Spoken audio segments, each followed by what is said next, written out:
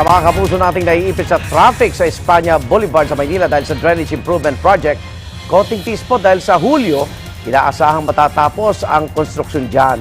Pero may mga alternatibong ruta naman na pwedeng daanan ang mga motorista. May live report si Bon Aquino. Bon!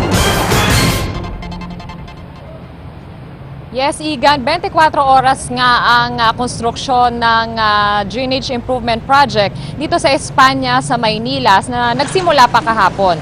At patuloy nga ang pagbubungkal ng kalsada sa inner lane ng bahagi ng Espanya Boulevard at bahagi ng Moraita. At dahil madalas malubog sa baha ang Espanya Boulevard, layo ng proyektong ito na isaayos ang lagusan ng tubig at iangat ang kalsada hanggang 40 centimeters. 14 million pesos naman ang halaga ng proyekto na tatagal hanggang July 13. Naglabas ang DPWH ang mga alternatibong ruta para sa mga motoristang maaapektuhan ng proyekto. At dahil kakaunti lang ang mga motoristang dumadaan mula hating gabi hanggang madaling araw, hindi naman gaano nagsikip ang daloy ng mga sasakyan kagabi.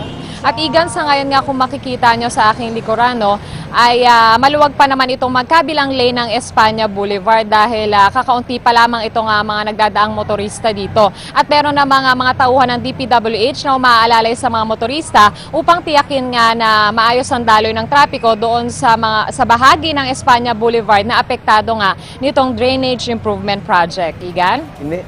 Maraming salamat, Bon Aquino.